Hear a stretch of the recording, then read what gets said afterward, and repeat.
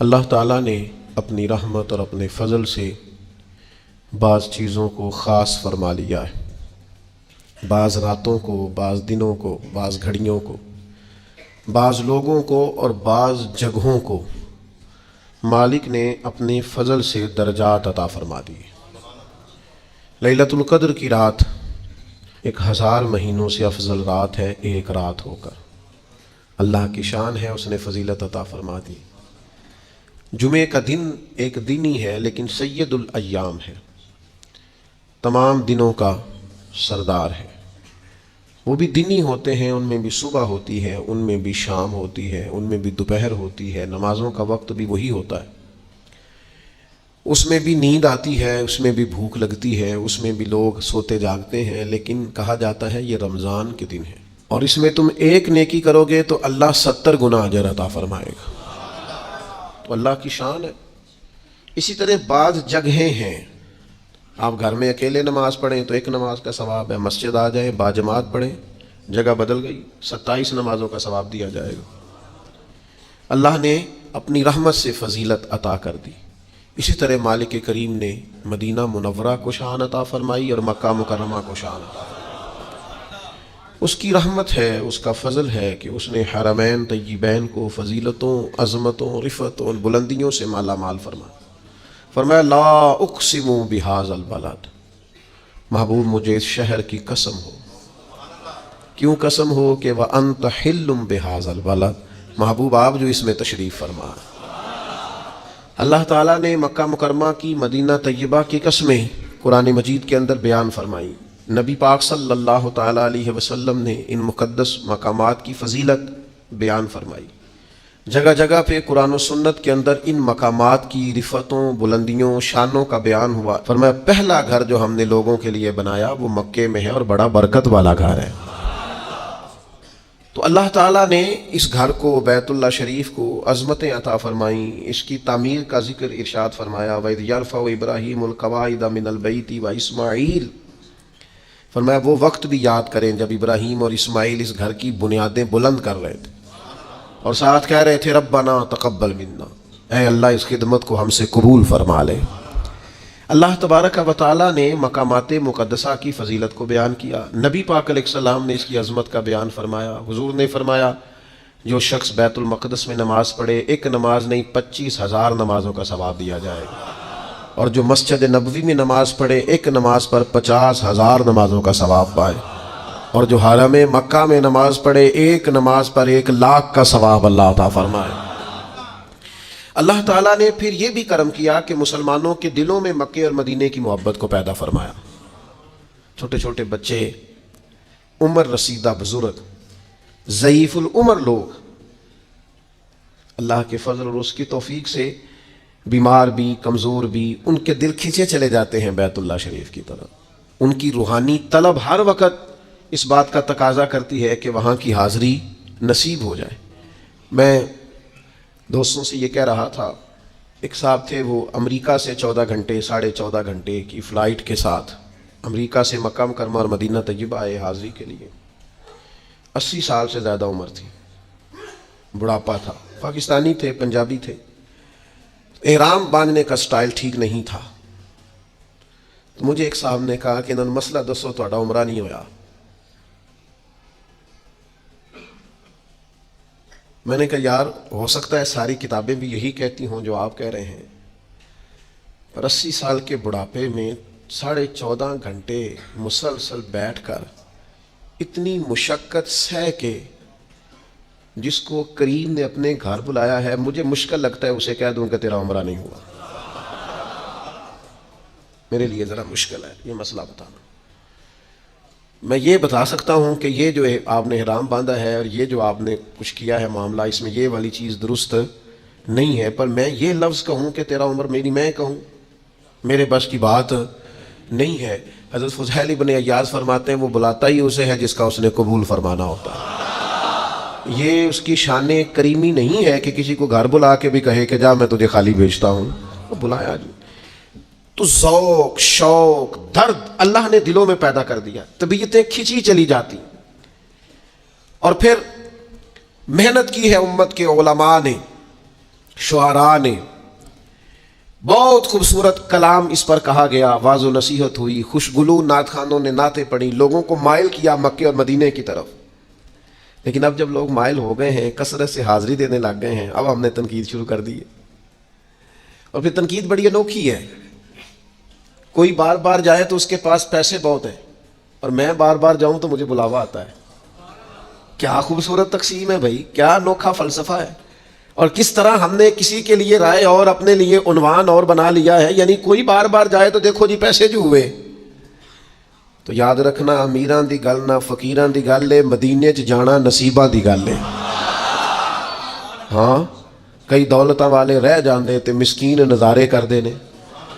तो ये फ़लसफ़ा भी हमारा दुरुस्त नहीं है कि हम तनकीद करने बैठ जाएं।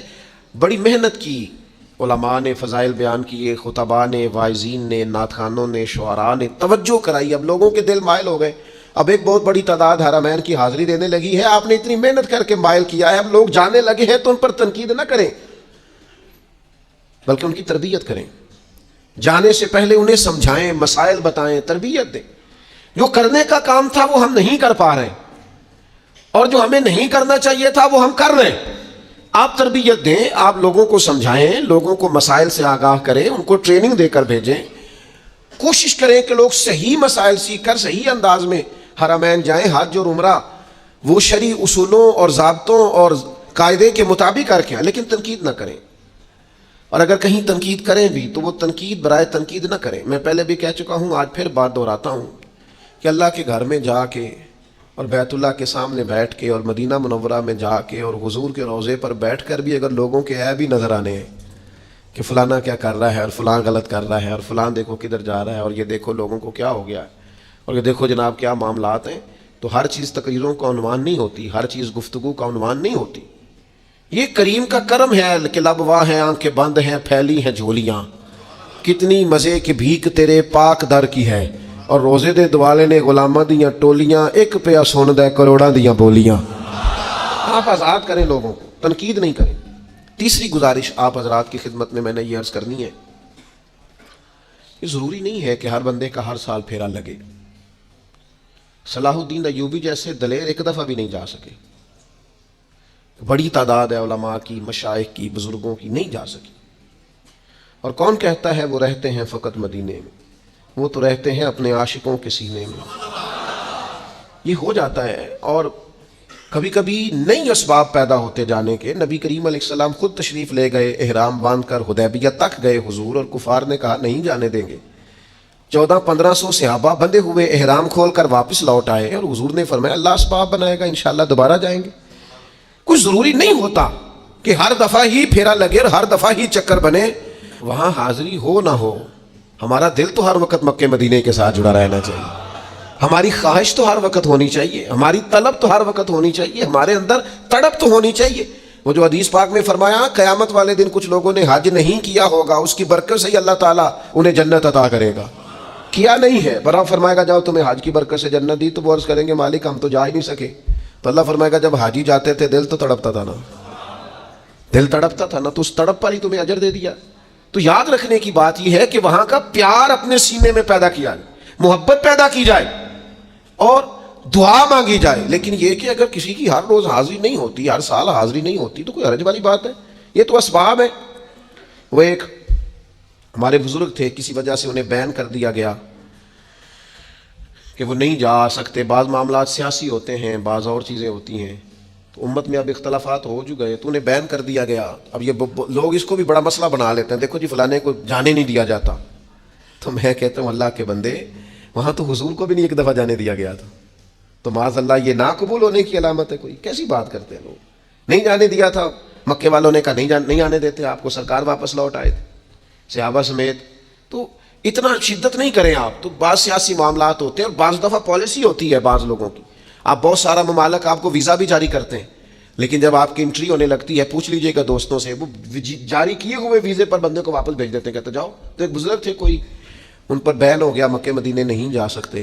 तो बाज़ लोग बाल की खाल उतारने के आदी होते हैं, तो कोई साफ़ी ने उन्हें पूछ लिया कि मौलाना सुना है आप पर पाबंदी है, तो उन्होंने कहा यार सियासी मामला हल हो जाएगा, پھر کہا نہیں آپ تو بڑے عاشق رسول ہیں تو آپ پر بھی پابندی. کہا یار سیاسی مسئلہ ہے تمہیں. کہا جناب آپ پر حضور کے پاس جانے پر پابندی ہے. تو مولانا بول پڑے, کہنے لگے چل پھر اگر تو نہیں نہ باز آتا تو میرے ہی وہاں جانے پر پابندی ہے, حضور کے پاکستان آنے پر تو کوئی پابندی نہیں ہو. اس لیے کچھ چیزیں ایسی ہیں جس پر ہمیں متوجہ ہونے کی ضرورت ہے, کچھ چیزیں ایسی ہیں جس پر ہمیں غور کرنے کی حاجت ہے. بعض لوگ جو ان کی طبیعت چاہتی ہے وہ کہہ دیتے ہیں.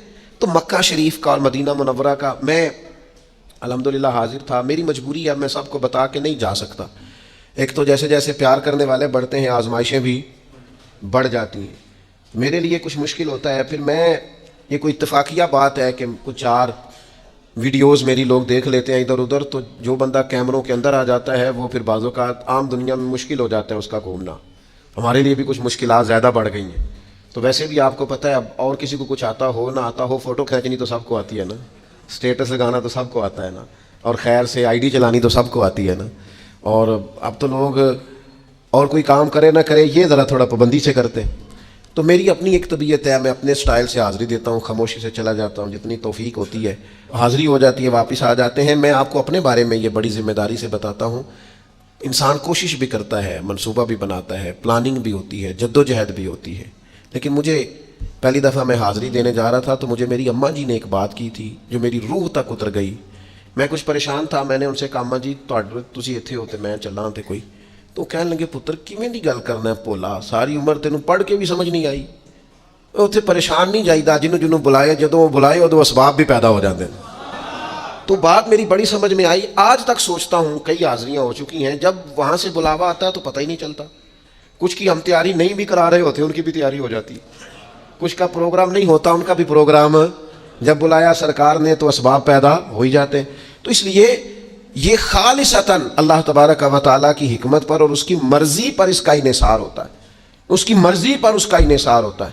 تو یاد رکھنے کا مقام یہ ہے کہ ہم ذوق پیدا کریں. ایک قبیلہ تھا مدینہ منورہ میں, بس وہ ایک سادے سے شاعر تھے, ان کی بات بڑی خوبصورت ہے. وہ کہتے ہیں صرف اتنی سمجھ آ جائے نا مکے مدینے جانے والوں کو کہ ہم بھلا کھڑے کہاں پہ ہیں, ویسے روب طاری ہو جائے, صرف پتہ چل جائے نا. اس نے کہا تھا زائر کوے جنا آہستہ چل, بس یہ دیکھ تو آیا ہے کہاں, بس اور چھوڑ ساری بات, یہ دیکھ آیا.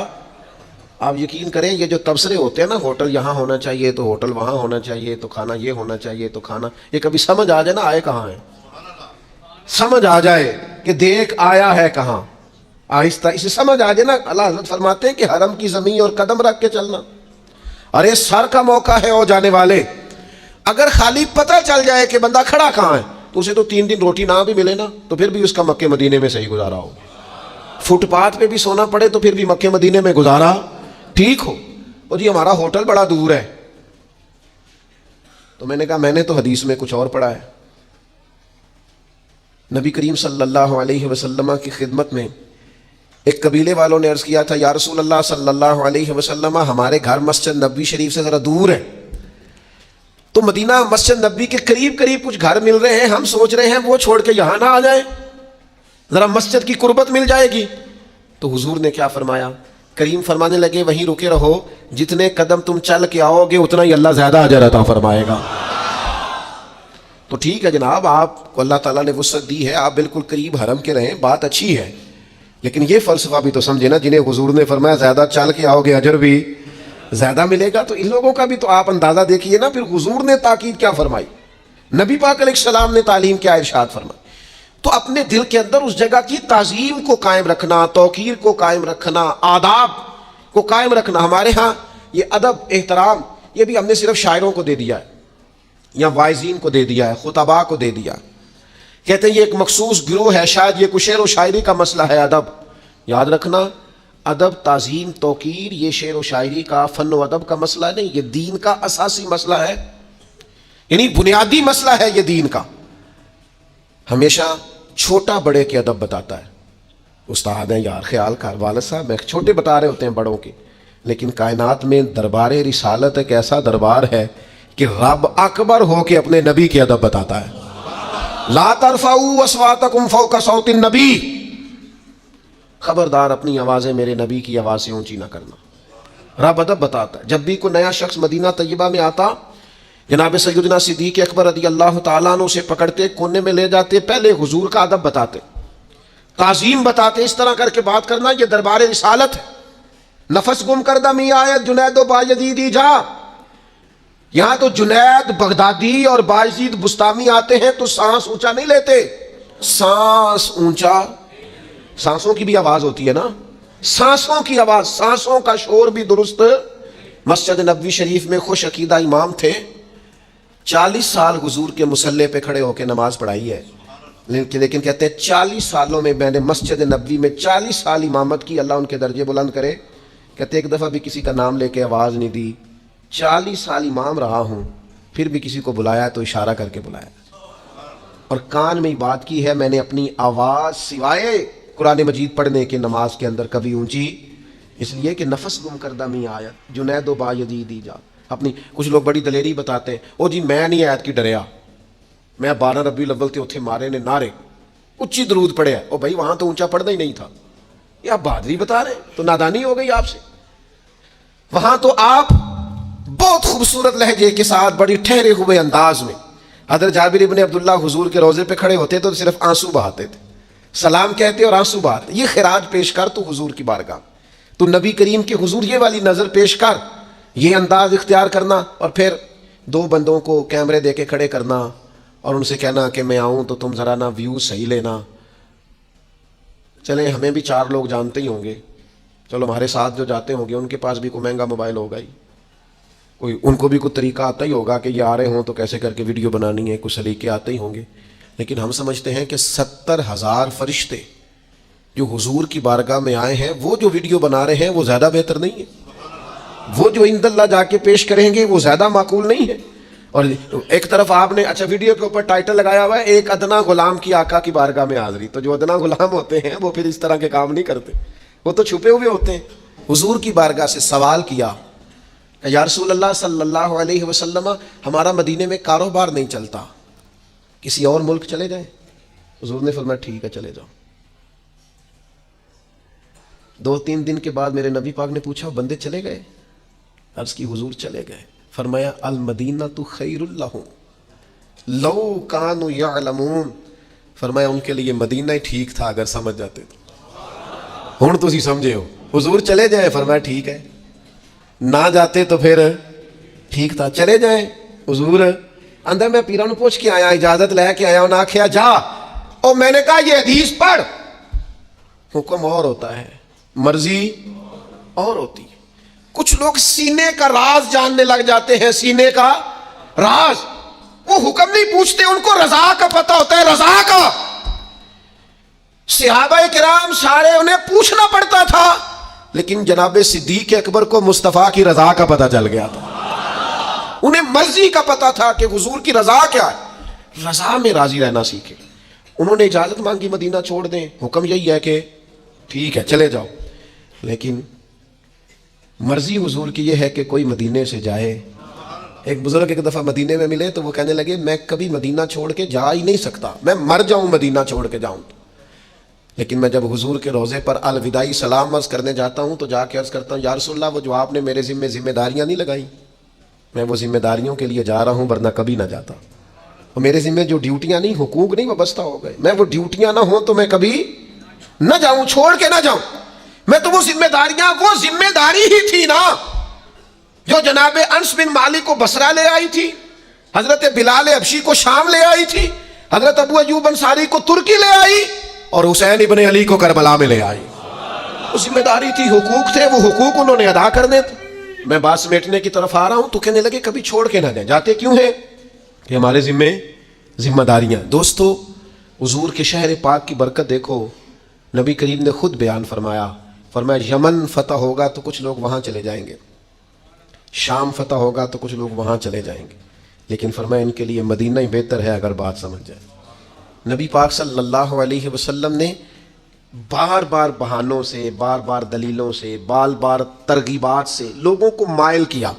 فرمایا اگر کوئی میرے مدینے میں آئے اور پھر اسے کوئی تکلیف پہنچے, اس پر صبر کرے, میرا وعدہ ہے میں اس کی سفارش کروں گا. بھول جایا کریں وہاں حرم جا کے کیا کیا تھا ایجنٹ نے, اور کیا ہوا یہاں, اور کیا بنا گاڑی والے کے ساتھ, اور کیا ہوا ہوٹل والے کے ساتھ. فرمایا تو یہاں آ کے تکلیف پر صبر کر، تیرے نبی تیرے سفارشی بن جائیں گے. یہاں آ کر صبر کرے اور پھر وہاں جائیں تو حضور کے جلووں میں گم ہو جائیں. گلی گلی میری یاد بچھی ہے پیارے، رستہ دیکھ کے چل. جگہ جہاں وہاں خوشبو ہے حضور کے پسینہ نور کی. رخ جیسے آئینے میں مصور جڑا ہوا، اور ماتھے کی ہر لکیر پر قرآن لکھا ہوا. پھر بھی اس کی شان کے شایاں نہ کہہ سکا، میں بندہ تھا اس لیے کوئی قرآن نہ کہہ سکا.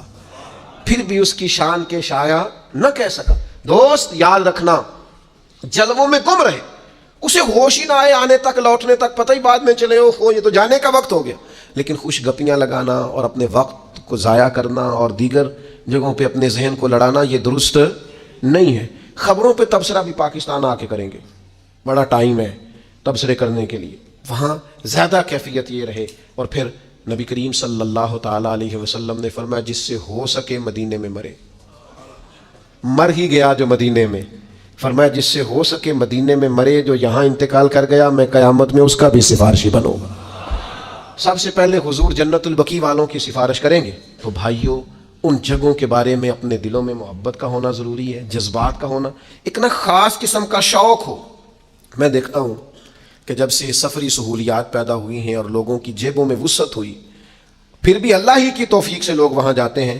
تو بعض لوگ ایسے ہیں جن کی قلبی کیفیت محسوس ہوتا ہے، اللہ تعالیٰ مجھے معاف کرے، کہ وہ نہیں رہی جو ہونی چاہیے. آپ ذہن بنائیں کسی کے بارے میں. مجھے کچھ لوگوں نے کیمروں کے پیچھے دیکھا ہوتا ہے نا، تو بعضوں کا سامنے دیکھ لیتے ہیں تو وہ برداشت ہی نہیں ہوتا. دو ایک لوگوں کو میں نے دیکھا رو ہی پڑے، کہنے لگے اتنے سالوں سے دیکھ رہے تھے. ایک خاص کسی کے بارے میں ذہن بنا ہوا ہوتا ہے نا، یہ بہت بڑا آدمی ہے، وہ اچانک سامنے آ گیا. تو یہ صرف ایک مثال ہے سمجھانے کے لیے، بلا مثال و بلا تشبیہ. بہت اونچا ذہن ہو بیت اللہ کے لیے، بہت اونچا ذہن ہو حضور کے روضے کے لیے. امام بہقی روایت لائے ہیں، سید عائشہ صدیقہ فرماتی ہیں خاتون آئی تھی حضور کے روضے پر اور اس نے مجھے کہا اگر آپ دروازہ کھول دیں تو میں زیارت کر لوں. تو میں نے دروازہ کھولا، حضور کی قبر کو دیکھ کے وہ اتنا روئی کہ اس کی روح ہی پرواز کر گئی، کلیجہ پھٹ گیا، گنجائش نہیں رہی، سانسوں کی لڑی ٹوٹ گئی. روب اتنا طاری ہوا حضور کے مزار کو دیکھ کر کے جان ہی نکل گئی. تو بھائی یہ کب ہوتا ہے؟ جب آپ کا ذوق شوق پورے عروج پہ ہو. وہ کسی نے کہا تھا کہ اقبال حضور کے روضے پہ نہیں گئے، اگر چلے جاتے تو پھٹ جاتا کلیجہ، لوٹ کے واپس نہ آتے. کچھ جاتے ہیں ملا جامی جیسے لوگ کہ جو کہتے ہیں وہاں تک ہی جانا ہے، پھر ہو سکتا ہے واپس نہ آ سکیں، چونکہ قلبی واردات وہاں تک پہنچی ہوتی ہے، کیفیت بڑی انفرادی ہو جاتی ہے. تو وہ خاص شوق ذوق ہے. وہاں جو مستقل لوگ رہتے ہیں اللہ کا کرم ہے، تو مکے میں مدینے میں عرب شریف میں لوگ رہتے ہیں، ان پر اللہ کا کرم ہے. لیکن میں نے ہلکی سی، یہ مجھے کہنا نہیں چاہیے چونکہ وہ بڑے کرم والے لوگ ہیں، میں نے ہلکی سی ایک چیز فیل کی ہے، ان میں وہ طلب نہیں باقی رہتی. وہ کہتے ہیں مجھے اتنے سال ہو گئے ہیں جی، میں نے گنا ہی نہیں کبھی میری کتنی حاضری ہیں. ایسے نہ کر یار، یہاں جو بھی آتا ہے اس کے فضل سے ہی آتا ہے. تیرا انداز یہ ٹھیک نہیں ہے، تیرے شوق میں جو کمی ہے وہ کمی درست نہیں ہے. تو تازہ دم رہ، جتنی دفعہ جا یہ سمجھ میں پہلی دفعہ ہی آیا ہوں، اور جب لوٹ کے واپس آ سمجھ میری آخری حاضری، پتہ نہیں موقع ملے کہ نہ ملے. اس کیفیت کے ساتھ وہاں کی حاضریاں دی جائے. میں نے بڑے بڑے علماء دیکھے، مشائخ دیکھے، سادات دیکھے، بہت اللہ نے جن کو نوازا ہے ہندوستان کے، پاکستان کے. اس سال ایک بنگلہ دیش کے بڑے عالم کو میں نے دیکھا، قرآن مجید کا انہوں نے انگریزی میں ترجمہ کیا ہوا ہے. قابل آدمی ہے لیکن بالکل سادے سے انداز میں، اکیلے اور بالکل تنے تنہا، اور اپنے گلے کے اندر وہ حضور شیخ الاسلام خواجہ قمر الدین سیالوی رحمۃ اللہ علیہ جب جاتے تھے نا تو اپنے گلے کے اندر خود کپڑا ڈال کے نا تو پکڑا ہوتا تھا انہوں نے دونوں سائڈوں سے. تو کہتے تھے حضور چاہیے تو یہ تھا کہ کوئی اس مجرم کو پکڑ کے لاتا، لیکن یہ مجرم خود ہی ہاتھ کڑی لگا کے حاضر ہو گیا. مہربانی کریں، اس کے گناہ معاف کریں، اس سے درگزر کریں. تو یوں کر کے وہ بزرگ بھی میں نے دیکھا رومال کو زور سے پکڑے حضور کی بارگاہ میں جا رہے. لوگ جو بڑے ہیں وہ بہرحال بڑے ہیں، اپنے آپ کو سمیٹ لیتے ہیں حضور کی بارگاہ میں جانے کے لیے. اللہ کے حضور دعا گو ہوں، اللہ تعالی ہم سب کو بار بار اور با ادب حاضری نصیب کرے.